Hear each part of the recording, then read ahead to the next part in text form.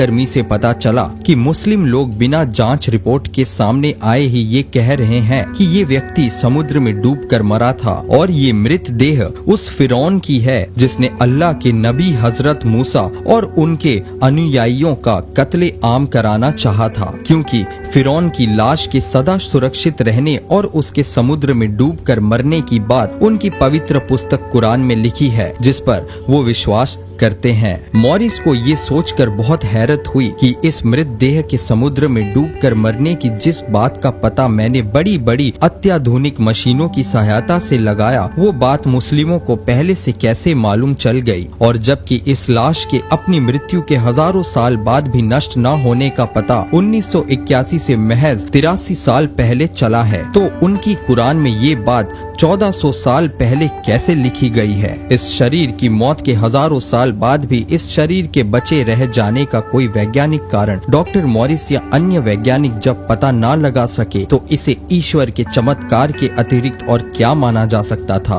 Bible के आधार पर भी मृत देह के मिलने की लोकेशन और चिकित्सकीय परीक्षण के आधार पर उस मृत शरीर की लगभग 3000 वर्ष की उम्र होने के कारण मॉरिस को ये विश्वास तो हो रहा था कि ये शरीर फिरौन का ही है। अतः डॉक्टर ने फिरौन के विषय में अधिक जानने के लिए तौरात शरीफ यानी कि बाइबिल ओल्ड टेस्टामेंट का अध्ययन करने का निर्णय किया, लेकिन तौरात में उन्हें सिर्फ इतना लिखा हुआ मिला कि फिरौन और उसकी फौज समुद्र में डूब गए और उनमें से एक भी नहीं बचा, लेकिन फिरौन की लाश का कहीं जिक्र तक न था। मॉरिस के जहन में कई सवाल खटकते रहे और आखिरकार वो इन सवालों के जवाब हासिल करने सऊदी अरब में चल रही एक बड़ी मेडिकल सेमिनार में हिस्सा लेने पहुंच गए, जहां उन्होंने फिरौन के मृत देह के परीक्षण में जो पाया वो बताया। उसी वक्त डॉक्टर मॉरिस की बात सुनकर एक मुस्लिम डॉक्टर ने कुरान पाक खोलकर सूरह यूनुस की ये आयत पढ़कर सुना दी कि इसलिए हम तेरे जिस्म को बचा लेंगे ताकि तू अपने बाद वालों के लिए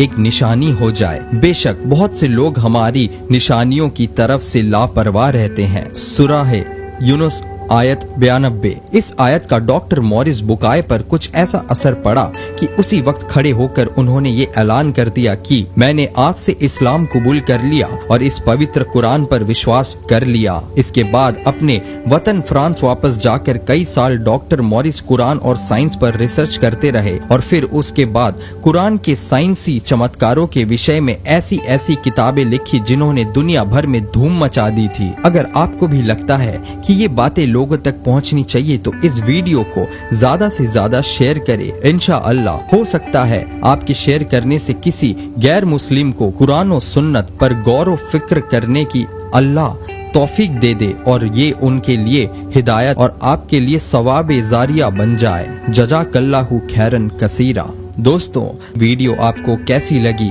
हमें कमेंट के द्वारा जरूर बताइए। वीडियो को ज्यादा से ज्यादा लाइक कीजिए और अपने दोस्तों के साथ शेयर कीजिए। और भी ऐसे अनोखे वीडियोस के लिए देखते रहिए डार्क मिस्ट्री।